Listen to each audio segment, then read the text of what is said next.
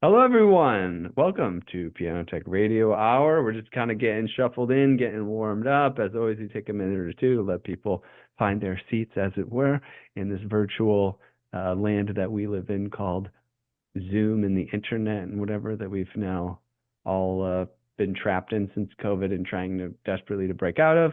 Um, we'll get started here in a minute. We should be streaming to Facebook and YouTube um, and various channels. We're actually starting to experiment with streaming to Instagram, and I think we had a successful Instagram stream a week or two ago. So maybe we'll see you out there on Instagram as well, and wherever else we can put you.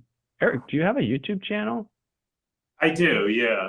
Okay, well, we might be streaming it out on Eric's YouTube channel. Who knows? We'll talk with Eric about setting that up momentarily. But we can do that if we'd like to. Um, but in the meantime, for those of you that are watching us out on the stream, you can actually jump in here and be in the Zoom call with us, ask questions, interact. Maybe if you have something interesting to say, we can bring you up on camera even. So we will put some links in the chat so that you can do that. And join us and get a little bit closer to the conversation. And now is about time I'll give an intro so you know what exactly you're getting yourself into if you're watching out there and this is your first time. This is Piano Tech Radio Hour. It's brought to you by Piano Technicians Masterclasses. It's an online learning resource that brings you cutting-edge instruction from piano industry masters without leaving your home.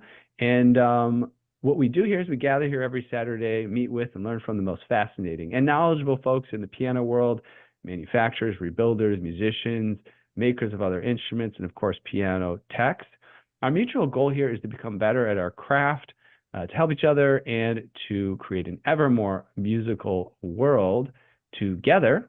And as mentioned, we're brought to you by Piano Technicians Masterclasses. You can find out more about Piano Tech Masterclasses at pianotechniciansmasterclass.com. Pretty easy. You can also subscribe to Piano Tech Radio Hour, this specific show you're watching right now, for $16 a month. You get direct access to each week's new session, this private Zoom call, as well as archival recordings of now over 200 episodes. It's about 4 years that we've been doing this. And so you can join Piano Tech Radio Hours community at bit.ly/join PTRH, bit.ly/join PTRH. Couple announcements up front before we meet our guests for today. Make sure you check out the actual podcast affiliated with this program, pianotechradio.com. We release archival episodes of the show about 2 years back, and then we're also releasing newer episodes. So you might find this episode out there on the podcast within about a month or so. And then we started blogging as well. We're finding our deep dive content in the archive, stuff that talks about the really, really high-end stuff like voicing, regulation, concert prep, rebuilding, even piano design, historical instruments, harpsichords, all this really great content that you really can't get access to unless you travel far and wide and meet with experts in the industry. We bring it all to you in the member area. So what we'll do is we'll write blogs about it. So you get some really great information and you can see what the content's like. If you like it, after you read the blog, you can jump on in and subscribe to the actual masterclass content. So you can check out pianotechniciansmasterclass.substack.com to the blog. Make sure you get our socials at Piano Tech Masterclass, Facebook, Instagram, LinkedIn, Twitter. Check them all out. And then we just did a masterclass with the famous Dean Rayburn, an industry great, over 40 years of experience. We did a masterclass on action geometry. And Dean's just really a wonderful instructor. Really lots of great information there. So you can check that out, pianotechniciansmasterclass.com/Dean-Rayburn-2024. All right, there's the announcements, and it is now about time to introduce our guest for today. He's been brought to us by our good friend Hannah Reimann, who you can see regularly on this program. And he's really a gifted pianist. Let's hear a little bit about his background before we get into the conversation. Pianist Eric Clark has garnered acclaim worldwide for his performances. Critics praise his mastery of various composers, from Stravinsky to Liszt, noting his precision and grace. He has showcased his talent as a soloist with orchestras across the globe, including notable performances of works by Said? I I know I didn't say that exactly right, Hannah. You can correct me later. Oh, Beethoven, Chopin, Mozart, Bach, Haydn, Grieg, and Tchaikovsky. As an orchestral pianist, he's collaborated with renowned venues. You might have heard of Carnegie Hall, for example. Beyond classical repertoire, Eric is dedicated to championing new music, recording Christian Kriegscott's Le Mat 22 Arcana, and exploring chamber music with violinist Artur Kaganowski. Hailing from Bergen County, New Jersey, Eric's musical journey began early, leading to studies with esteemed mentors and earning degrees with honors from Carnegie Mellon University. Additionally, he's an accomplished visual artist, which I'd love to also talk about today. Eric, welcome to the program. Thank you so much for joining us. Thank you for having me, Ethan and Hannah. It's great to be here. Yeah. So thank you for sitting through the lengthy introduction. Hopefully it was informative for you. Very. What I'd love to do is just jump on over to Hannah and just get a little background on it. So Hannah knows you. She gives us great recommendations for folks that to be on the program. We've industry and historical greats like David Amram have joined us and things like this. Hannah, tell us, why I thought Eric might make a good guest for the show. thank you, Ethan. So I met Eric last July, during the third annual International Stretto Piano Festival, which everybody on your channel now by now knows that I'm the founder and artistic director of. One of the things that we do at the festival, since there's only one showroom in the world that has a piano with narrow keys in it right now, and it's located in Bayreuth, Germany, with Steingraber. So, we have these kind of makeshift showrooms after our concerts, and invite artists to the stage one by one to try the keyboard. And that is something that I have wanted to do since I was a student, since I first had my piano rebuilt. And after Steve Stanbird's concert last July, Steve, who we also had on Piano Tech Radio, Steve, yeah. was a ton of people. And I think Eric is one of his friends and colleagues. Jed Disler was there. So everybody's coming up to the piano and playing. And Eric came up and he started playing Islami. He was like, I was like, whoa. And there were some other people playing Rachmaninoff and Scriabin, and it was so exciting. It was like a dream come true for me. And I spoke with him afterwards and I said, if you'd like to make a recording, if you'd like to spend more time with the piano to see what the possibilities are, I'm welcoming you to Bedford Studio. It's owned by Andy Tomasi and Greenpoint, and come and play the piano. And he was one of the few people who very quickly took me up on that offer after we moved the piano into Bedford Studio. And I was so tired after the festival. I could barely move. And we went up there, and Andy has these big leather couches. So I just kind of like lied down, and Eric played like hours of virtuoso music. And it was wonderful. And I was, interested in having him play for the festival, and he has agreed to. I will be featuring him as the final performer in our closing night concert. Wonderful. On June 4th at Symphony Space. I couldn't be more excited to have him playing after Jed Disler's 45 minutes of Thelonious Monk, and then Steve and Zach Brock. Zach's like a very well-known jazz violinist who's played with Snarky Puppy. He's like a big drawn, beautiful guy. Wonderful. And it's called Jazz Meets Classical, and Eric will be our virtuoso playing Chopin and Balakirov's Islami at the end. So that's my story about. Well, that's a great introduction in addition to our formal introduction, a little informal one. Eric, I'm itching to hear you play, but we need to hear you talk a little bit before you play, because everybody else has talked a little bit. You're living in New York, and you went to Carnegie Mellon, a little bit down the whatever the highways over there in Pennsylvania. What's your musical origin? What's your background story? How did you get into this thing, and why did you choose to become an artist as you are? Yeah, great questions. I would say I have a little bit of a different background than a lot of people in that in my teenage years, I did a lot of rock bands playing. I was in a number of groups, and like when the high school pop show had come up, I would be in like 3 different bands because a lot of people asked me to play. So I do have, I haven't been active in that area lately, but I do have roots in that genre, I would say, and also playing for musical theater shows, like, you know, different productions, and community theater. I did a lot of that too growing up. But classical was always a passion. Um, but I was kind of not sure about whether I wanted to do music. My parents kind of scared me, you know, that it's a dangerous thing to do. I should have a backup plan and so forth. So the 2 choices I had were Carnegie Mellon and NYU. And I went to Carnegie Mellon, I guess, to get away from my family a little bit, to, you know, be on my own and figure things out. And within me, I was a chemistry and piano major. Maybe I should fill in on that. So I really wasn't, like, if you had asked me in high school, like, what did I want to be when I grew up? Like, I didn't think I was going to be a pianist, actually. I thought probably I'll be some kind of scientist. Then the piano was just like a passion.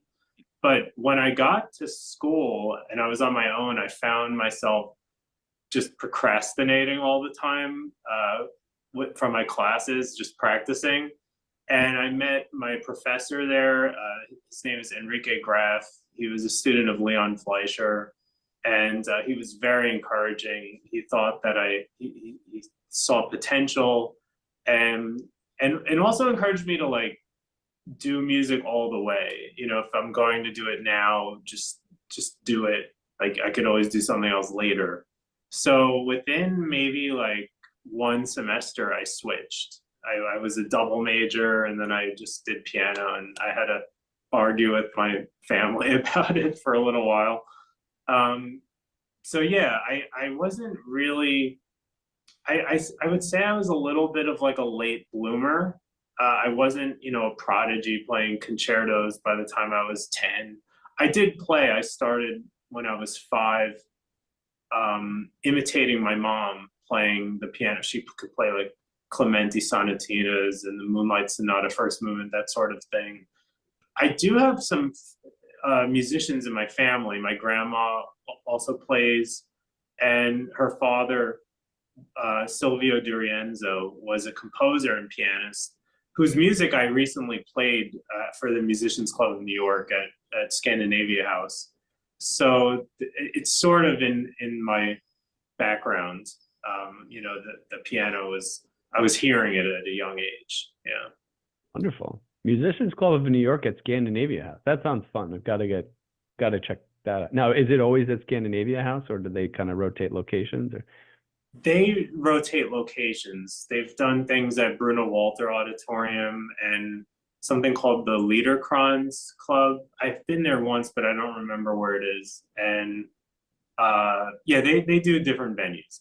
I've seen things at Steinway Hall by them. Yeah. Wonderful. Yeah, so we have our piano tuning company in New York City, Floating Piano Factory. And one thing we've been experimenting with recently is we start putting out a newsletter. And within the newsletter, we mention cultural events, you know, of theater, music, dance, you know, maybe a couple restaurant suggestions, things people could choose to do on the weekend or whatever. And it's kind of like, yeah, you probably would, you know, piano tuning's interesting, but we're not going to talk about, you know, Hammerfelt every week. We're going to talk about what's cool to do in New York because it's fun to talk about, and then we'll mention, you know, Floating Piano Factory. But yeah, events like, you know, stuff like that's a great fit. And I'm learning as we do research for it, just all of the wondrul things that are going on in New York that sometimes go under the radar, you know, even though it's like there's so much going on. It's easy to just like take the subway to work and back and miss all of it. For sure. Yeah. Yeah. I agree. That's wonderful. I'm thinking, how soon might we get into some playing? I mean, I feel like we got to know you a little bit of background. I want to talk some more, but I know you came ready to play some stuff. Are you ready now? I am. Yeah. All right. Let's do it. Let's put you on the spot. Tell us what you have ready to at your fingertips here, and any background or not that you think might be relevant. Oh, okay. Well, I thought today I would play Chopin's Scherzo number 3 in C sharp minor. This is a piece I've played a lot over the years, but it's recently been on programs, and I was talking with Hannah about what I might present in June, and we went through a bunch of different iterations, but I think it ended up with Chopin because no piano festival is complete without him there. So this is one of my favorite works of his. It's a, scherzo means joke, but the Chopin scherzi are anything but no joke.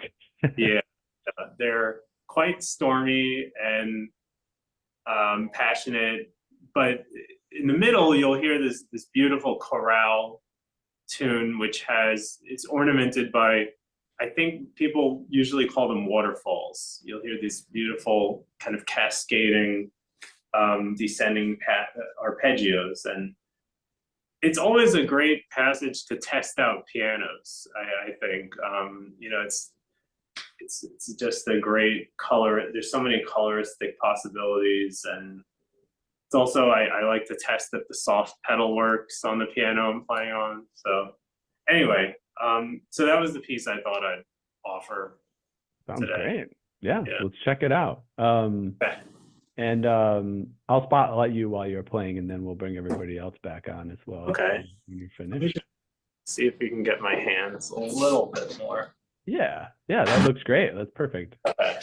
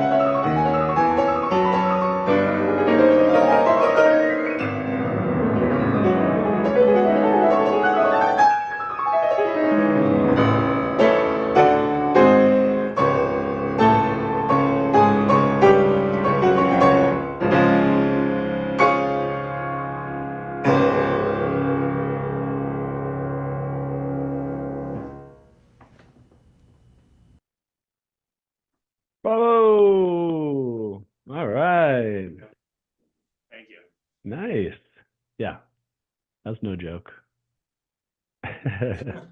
Pretty intense piece. Yeah. Yeah. It's kind of like, check this piece out. It's a joke. And then you play it. It's like, just kidding. Not a joke. I mean, it has the triple meter, you know, 1, 2, 3, kind of scherzo rhythm, you know. Yeah. I always think of the Beethoven symphony, you know. That rhythm is very prevalent in this piece. Yeah. Beautiful. Well, thank you very much. Yeah, man, a lot of work goes into that. Yeah, and you get the music book open up there, but clearly it's all memorized. I don't know what piece is up there.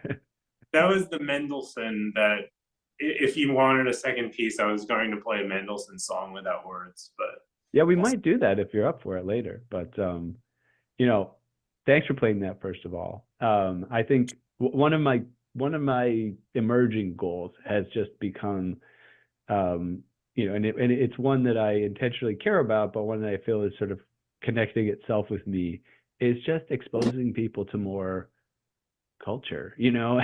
Like, there's so many people like yourself that are, you know, diligently producing incredible music, you know, and you've got your audience of people who know about it, but there's a lot of people who, you know, they're just probably watching Netflix instead of checking out a concert or something, you know. And I think we just owe it to ourselves as a society, especially in New York where all these opportunities are, just go out and have real culture wash over you, you know. Yeah, so that's wonderful. So I appreciate you sharing and all the hard work you put into your craft. Listening to you play and watching you play on that piano makes me want to ask about the piano. So any interesting story, you know, behind it? Where'd the piano come from? Is this like a childhood piano? Did you acquire it at some point? What's the story there? Yeah, there is a story for sure. So this was my great-grandfather's piano. I mentioned earlier, he was a composer. So it is a Steinway M from the 1930s, I think 1932. And it was actually, I'm sort of embarrassed to say this, it was mahogany. And I had it rebuilt by Clavier House about 4 years ago during COVID. Yeah, it was getting very tired and overly bright. It's still a rather bright piano that's pretty lively. But yeah, I decided to put a lot of work into rebuilding it, and I like the approach Clavier House takes. They generally use, I think they try to use Hamburg stuff, Renner action and so forth. So yeah, this is my great-grandfather's piano.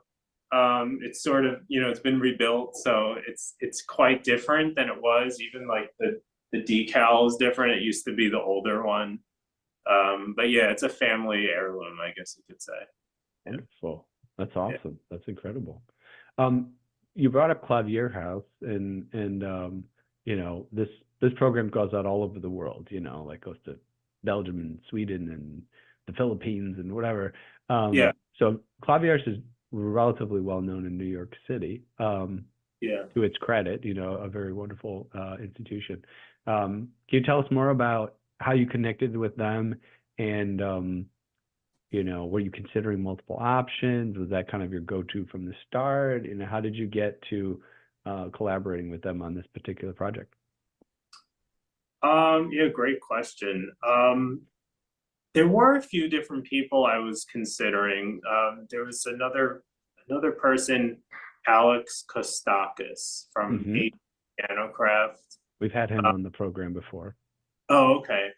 And he rebuilt my piano. Oh, he rebuilt your piano. He Okay. rebuilt my Model C before I bought it, and then Clavier rebuilt it after that. But okay. Alex, the guy who I bought my piano, my Model C from, worked with ANC Craft, so I have like certificates from them. Yeah. Okay. How did I get to know Clavier House originally? I guess actually when I was doing a competition, this is like 10 plus years ago, I was looking for a small venue to run through my program, and they have a small concert hall there. They used to be on 58th Street. I guess it was called Piano Row, like all the stores in a row. And so I met there were two brothers. One of them is now deceased. And every time I went in there was like a new piano that fascinated me. There was the Fazioli. That was the first time I ever played them. And then they had something called, I think it's called a Bogani. I don't even remember how you pronounce it. It's a Hungarian piano. It kind of looks like a spaceship. They had that there. But I really loved the rebuild pianos that I performed with the violinist you mentioned, Artur Kaganovsky. We did all the Brahms sonatas on this rebuilt late 1800s piano. And one of my teachers, he recommended that all the people that he worked with, he recommended that they get their pianos done by Sujatri. He just, I've had so many people recommend him as the best in the business. And this teacher was kind of an influence on me. It's funny you mentioned pedaling, because he was like a specialist in the pedal too. So all this fine stuff I couldn't really do certainly I couldn't do it on my digital piano, and I couldn't do it on my old piano at home. So that was another reason that I went ahead with this, because it was a pretty, it was an investment. Yeah. Wonderful. Yeah, thanks for sharing the story. Yeah, it's always interesting. I mean, our core audience is piano technicians, of course, and so we're always fascinated by people's relationships with their pianos and pianists, and their relationship with their technicians and things like that. Anything else? I mean, clearly the piano's been around for a while. You hadn't had a chance to. You grew up with it in your house too, like with your family, even though it was your grandfather's. Was it like at his house? Was it at your parents' house, like for your whole childhood, or what's been your experience with it throughout your lifetime? Yes. Well, I was fortunate. I grew up, my earliest years, I was living downstairs in like a split level house, and my grandparents lived upstairs. So the piano was with me. I could play on it, whenever I wanted.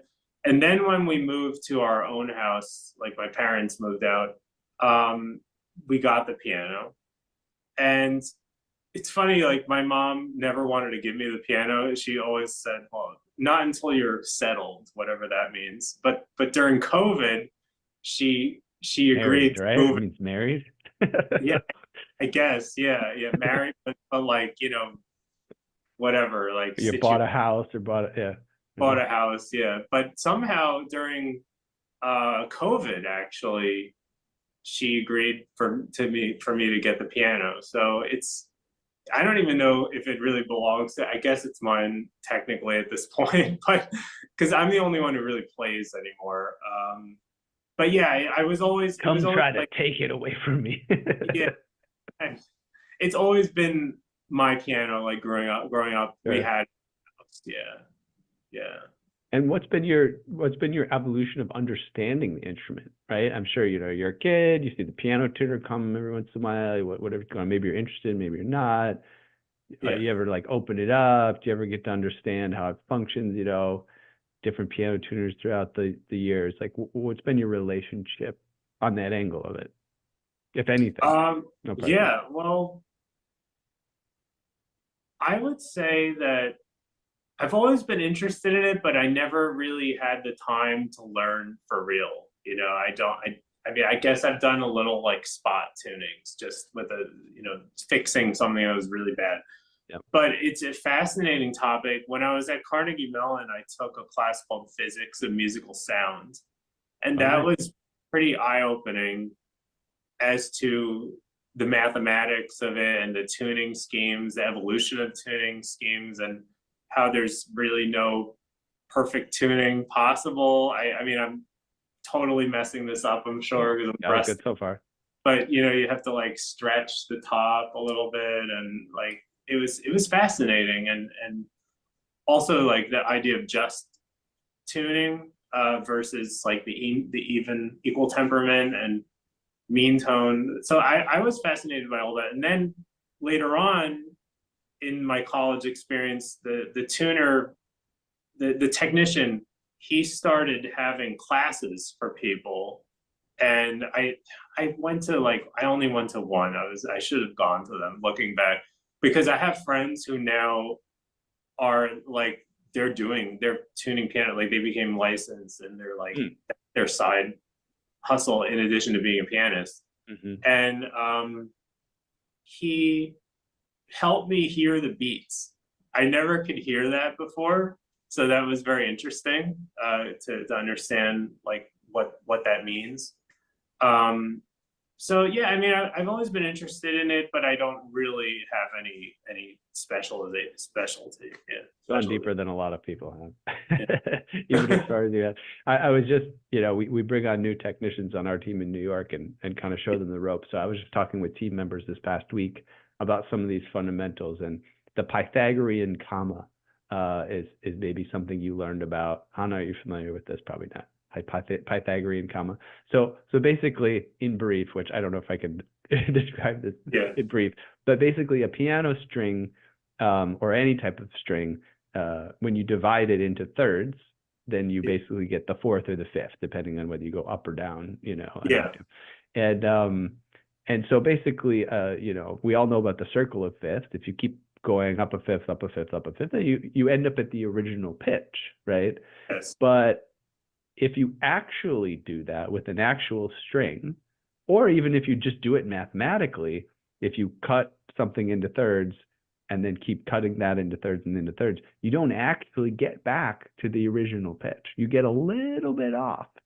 And that number is an actual consistent mathematical constant, if you want to call it that, similar like pi or E or whatever. And it's kind of a mystery when you try to like confront it, right? It's like, well, intuitively as musical people having musical ear, we just imagine that circle of sequence of pitches comes back to the original exactly. But mathematically, the universe says no. And it's kind of one of those things you can just sit back and go, yes. It's just something to sort of let wash over you and be like, well, I don't get it, but okay. Is that related at all? I'm going to also botch this, but if you add up all of the fifths, you get one number. And if you add up all the octaves, you get like a different number. They don't line up. Yeah. That's basically a similar concept. Yeah. Okay. Similar concept. Yeah. If you go up and up. Yeah, exactly. So if I were to go, let's say at a very low, because if you want to just keep cutting the string, you have to go higher and higher and higher in pitches, right? So, but if I do it by octaves, then I'm going to just double the note, right? So start with like, you had 440, you have 220, you have 110. So let's say you have 55 hertz, right? 55 hertz is a low A. You go up to 110, 220, 440, 880, and so forth. But you get to a certain number, and it's like a nice round number, like 880, right? Or 1760 or whatever it is. Yeah. Well, if you do that same thing through fifths or fourths, and you go up and up and up and up, that's exactly what you're talking about. You will not get to that even number, right? It'll be slight, it'll be close, but it won't be exactly there. Yeah.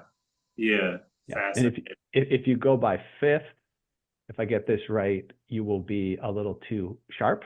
And if you go up by fourths, I believe you'll be a little bit too flat. Okay. Yeah. I'm also interested in, I think I heard that some of the historic recordings, people like Alfred Cortot, were done on pianos that were tuned like mean tone or different temperament. Oh, certainly. Yeah, that's a whole world. All right. Well, that was a fun rabbit hole.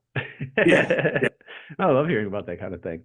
I think another performance would be kind of cool. We could do it now, or we could chat a little bit more. What do you think what do you feel more comfortable with? Yes, Hannah, what do you got? One more story, and then I think Eric, what do you got? Oh, are you going to be playing Mendelssohn, Eric? Yeah, I thought I'd do the Mendelssohn. Yeah. So before we move on to Mendelssohn, I wanted to mention a story that just came to me because Eric and I chatted about the podcast, and I didn't know that he studied with Byron Janis, who was a renowned, wonderful, wonderful concert artist who died recently. And among other things, was one of Vladimir Horowitz's only real pupils for about 4 years, and who really believed he was the reincarnation of Chopin. He interpreted Chopin so beautifully.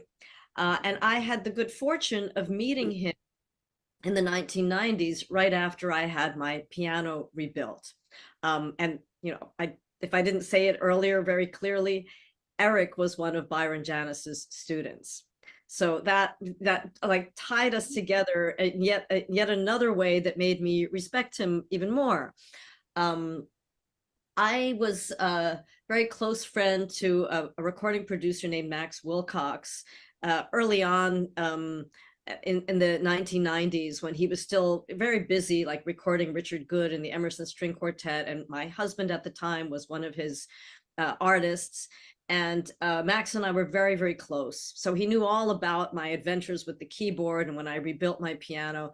And he said, you know, Byron Janis, he had this botched thumb operation. He could not play octaves anymore. He was really so upset, and he just expected Steinway to make a piano for him. He just was waiting for that to happen. And when Max found out that I had a piano that you could basically gain another key on, like a Joseph Hoffman piano, Byron wanted to come and play it. So I welcomed him to our house. I was with Paul at that time, and we lived on 86th Street and Park Avenue in this very big apartment. So it was kind of like we had a little concert hall in our house where we could have house concerts. And I didn't want to interfere with Byron's privacy, but you know, I left the door open to the long hallway and the back part of the apartment, and it was one of the most glorious memories I have of hearing Chopin. He was just, I don't know how to put it into words, the phrasing and the touch and the delicacy, the understanding of the language that he had was really different. And I'm so happy that Eric had a chance to study with him. He said he was at his funeral recently. So that was just very special to me and for me to reflect upon. And then I think Eric should tell us about this next piece and his relationship to it, maybe, and you know, why he would like to share it. Great. Sure. Yeah, I just quickly studying with Mr. Janis. I played for him on and off for about 4 years. The first time I played for him was 2017. And probably Chopin was the composer I played for him the most. It was, you know, we worked on the second sonata, the famous Funeral March sonata. And I would say he was more of a coach than a teacher. He wasn't like explaining the nitty gritty of how to play the piano, but his main emphasis was on singing. He was always telling me, like, listen to singers, and just kind of, he was very quiet. He would kind of almost whisper to me, like, what to do or what he felt. And it was always like thoughtful about like, where is the phrase going? Where is it coming from? Very kind of deceptively simple advice, you know? And I remember a few times I would go to him, I was kind of playing almost like an imitation of Horowitz. I was so obsessed with Horowitz. And he would like scold me because Horowitz was known for backing away at the top of a phrase. Instead of going like da da dee da da, he would go da da, he would back away. And Mr. Janis was like, why do you do that? And I'm like, I'm thinking, well, Horowitz did it, but he didn't like that. He was kind of very, I mean, he obviously had this great romanticism to him, but he was also very classic in a way. I don't know how you describe it. You know, he was very much a fidelity to the text musician. Every symbol, every little marking had to be observed. Otherwise, he was not happy with me. So anyway, all right. So I'll be playing this Mendelssohn duetto. I actually am planning, I don't know if I should share this, but I'm planning to play this piece at a memorial for a recording engineer, Joe Patridge. Do you know Joe Patridge? Yeah, so we did a little, we had a guest on and we did a little tribute actually to Joe in a okay. previous episode. Yeah. Yes. And Eric, Joe was not exactly a student, but he looked up to Max Wilcox, and I know Joe because we were part of Team Max when Max got Alzheimer's disease, and John Gingrich and Joe Patrich and we were at his farewell party, and we would get together, and we wanted to help Max. So Joe became a close friend of mine, and he was with me at the first Stretto festival. He recorded it. And wow. that was the first where there was no audience. It was all virtual. And he recorded for us so that I could have a broadcast. I had like 5 artists in New York then, including myself. And I'm so happy that we had that experience with him. No one knew he would go so soon, you know? It's very true. It was, it was and Jed Disler is taking over Joe's concert series at Clavier House. So this is like a very closely family here that we have in this room. Yeah. I think he's the best one to do that because he's the only one I know who has the encyclopedic knowledge that Joe had of the piano repertoire. But anyway, so this is what I plan to play. It's basically like I think of it as 2 lovers. You know, you'll hear the dialogue of the duet, and later on they're together singing in unison, which is a great moment. I just love this piece. I really want to learn a lot of songs without words, but it's a gorgeous miniature. And anyway, so yeah. Before you begin, can you check your local recording there? Is that still rolling? It is, yeah. Awesome. All right, great.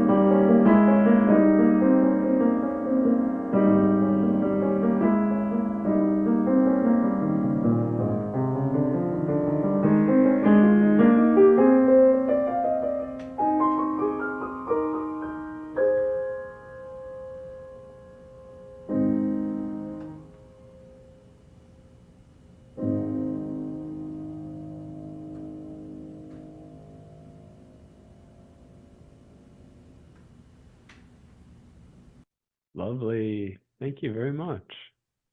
It's a very beautiful piece. Yeah.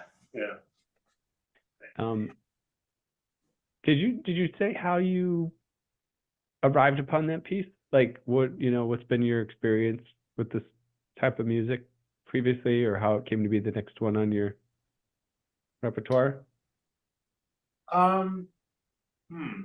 Well, when I thought somebody asked me if I would like to play at this memorial, because I was pretty close with Joe. I lived in his first floor apartment for a year, and I've been friends with him for years, like over a decade. And I was just thinking of like really lyrical pieces that are just very singing and gorgeous. And there were a couple contenders. I was actually thinking of playing a choral prelude by Bach that I love, Ich ruf zu dir. It's for the organ. And then there was another Cortot transcription called Litany. It's a Schubert song. But this one came up to me because there's a recording by one of my favorite pianists, Ignaz Friedman. And that recording is just like sublime. I don't know, it's captivating. So I played through all of those pieces I just mentioned, and I've actually been teaching the duetto to one of my adult students. So it was a little bit convenient. I thought, oh, I'll just do that because it's already, I'm already familiar with it. And it's very tricky, actually. Like all these running triplets, and it's hard to memorize. I do plan to memorize it in the next week or so. It's almost there, but yeah. So. Hey, we're going to be wrapping up soon, but I'm really curious as you're talking to this, and maybe Hannah, you could chime in as well.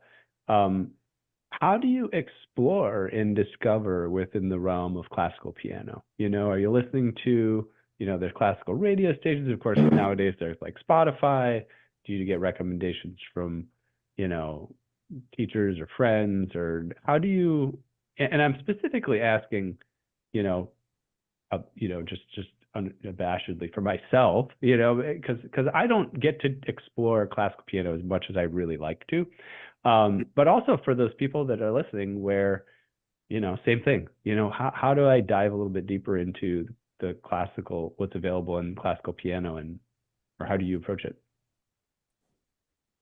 Go first, Eric. Okay.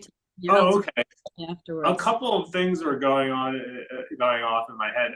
I think I've personally discovered a lot of repertoire through attending competitions in my earlier years. I would go to piano competitions, I'd see what people are playing and hear things that were like, oh my God, I want to play that piece. What is that piece? Like I had a lot of moments like that in competitions, and also festivals, summer festivals, and certainly radio when I was growing up.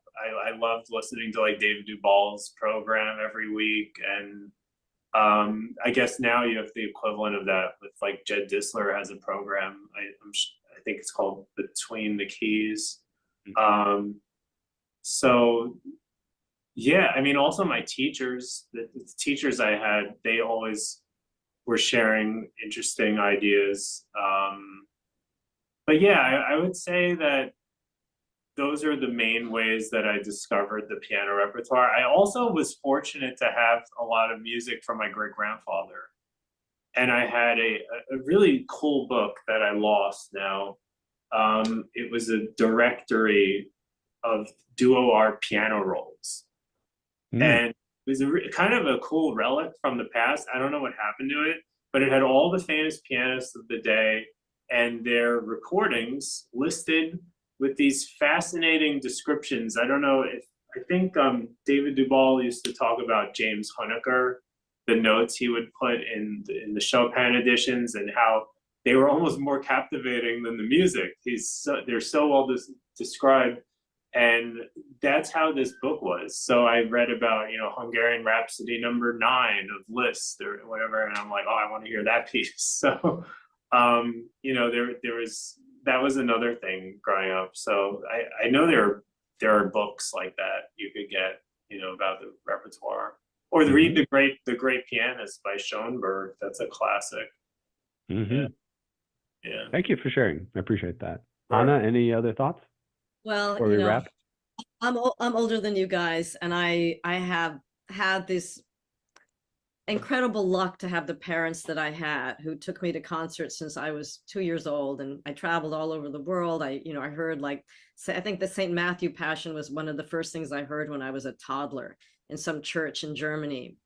And my mother was this Korean woman who was just fanatic about classical music, like a lot of Koreans. So if Mitsuko Uchida was playing all of Mozart, I would have to hear all of it live.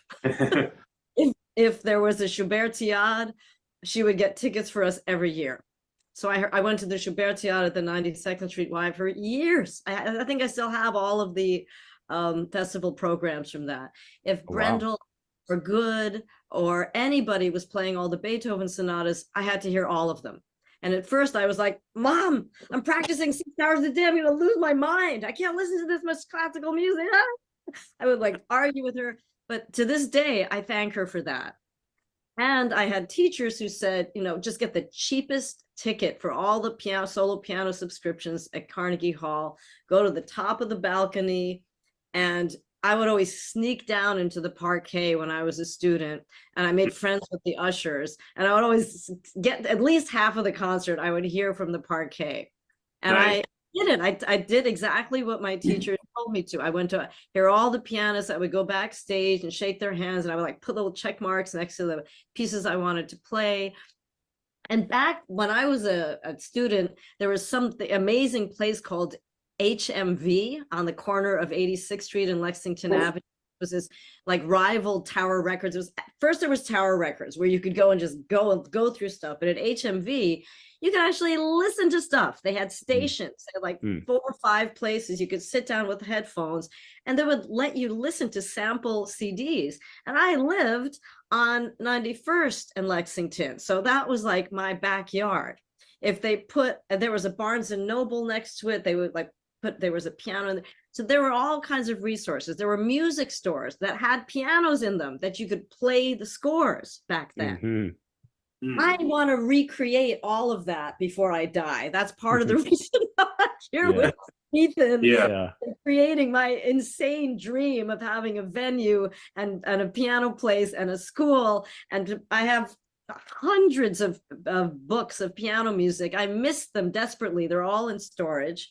I used to have these tall bookcases in my apartment. That's all stories, but there are ways to do this that need to be developed beyond YouTube. I mean, I send my students, links of all the YouTube pianists that I recommend, because they don't know what they're listening to. There's like an ocean of YouTube, and I'm sorry to say it, but some of the recordings are not things that you should listen to for references, because they're like between you and me, okay?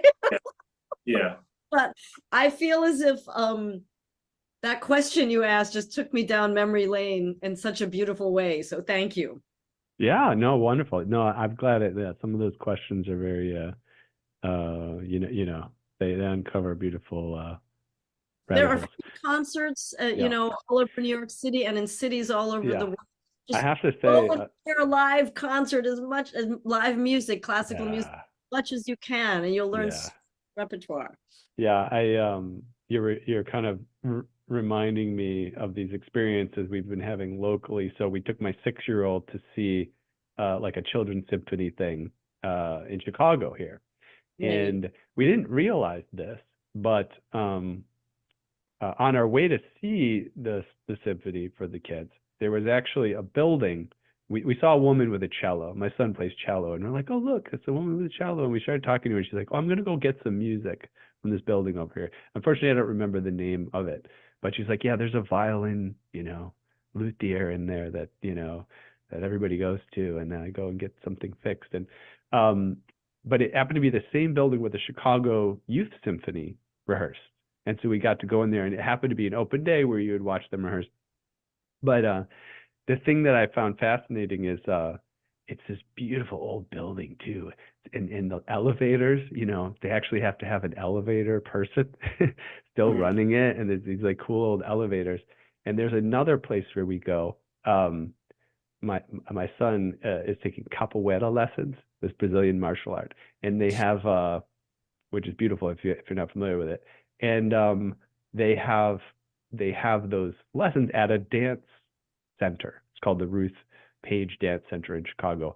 But it's got the same vibe, you know, it's like filled with dancers, you know, and it's this old building, and the elevators are, you know, this kind of old thing that's still running and rolling up and down.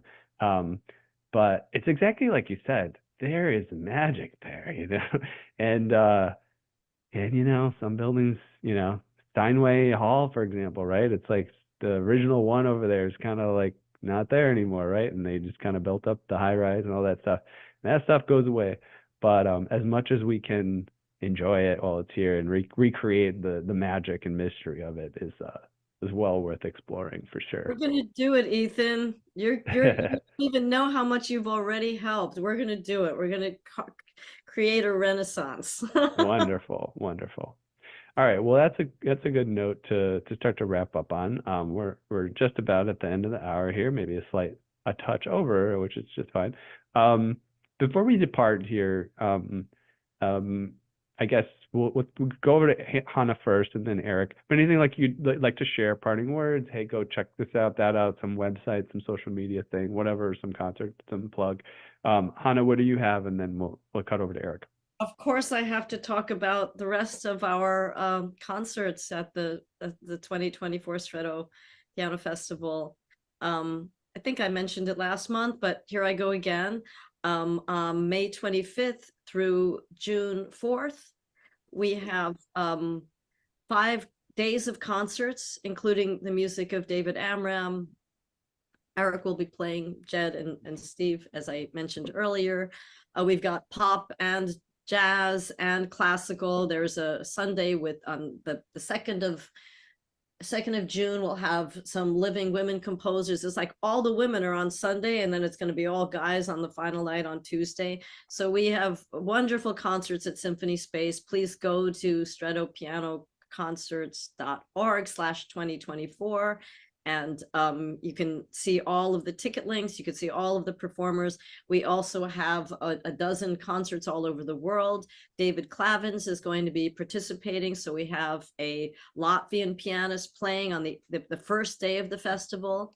We have people in Dallas, San Diego, Victoria, Winston-Salem, North Carolina, London, Melbourne. I'm overwhelmed with joy at the collaboration we have this year. It's really our biggest year yet, and we're so honored to be able to share it with you, and that you've supported us for the past year, Ethan. You know, May 2023 we started here, and just so delighted to have Eric join us today. So that's my pitch for this Wonderful. We'll keep spreading the word. We'll highlight it. We got to remember to highlight it in our newsletter. Remind me, we'll put it in our new cultural newsletter as well for Floating Piano. Eric, anything you want to share, links or tips or words of advice? I guess so. This whole year I've been wrapped up in applying for my doctorate, and I'm pleased to say I'll be going to Manhattan School of Music starting in the fall. But because I was so concentrated on that, I don't have too many concerts at the moment. I do have the Beethoven Second Concerto coming up on June 3rd, and that's at the Broadway Presbyterian Church. It's near Columbia University. I also wanted to share that you mentioned earlier period instruments. I did kind of specialize, well, not specialize, but I had a foray into that world for a while. And if you go, I was the only American, and I was a semifinalist in the first international Chopin competition on period instruments in Poland. Wow. So if you search for my name on YouTube and Chopin, those performances come up. They're on Erard and Pleyel pianos, which might be of interest to people. Definitely. Yeah, definitely. Yeah, that sounds great. We'll go check it out. Appreciate that. Great to hear Perfect. that. Perfect for our audience. All right. Well, we'll wrap it up. I'll do our outro. We have reached the end of another musical journey here at Piano Tech Radio Hour. Thanks to Eric Clark and Hannah Reimann for joining us today. As always, we're brought to you by Piano Technicians Masterclasses, cutting-edge instruction for piano industry masters without leaving your home. For those of you that joined us today by signing up for this session individually, you can make your life more convenient. You could subscribe to Piano Tech Radio Hour at just $16 a month. You get the recording of today's session in a member area, automatic registration for each week's new session. You could sign up at bit.ly/joinptrh. That's bit.ly/joinptrh. And then briefly, those plugs that we're doing lately: podcast, pianotechradio.com, the blog, pianotechniciansmasterclass.substack.com, our socials at Piano Tech Masterclass on Facebook, Instagram, LinkedIn, Twitter, and check out our masterclasses every third Thursday of the month. And our most recent one with Dean Rayburn on action geometry. You can still check that out at pianotechniciansmasterclass.com/Dean-Rayburn-2024. Okay, everyone. Thank you so much for joining us. We'll catch you later. Thank you, Ethan. Thank you, Eric. It was a pleasure.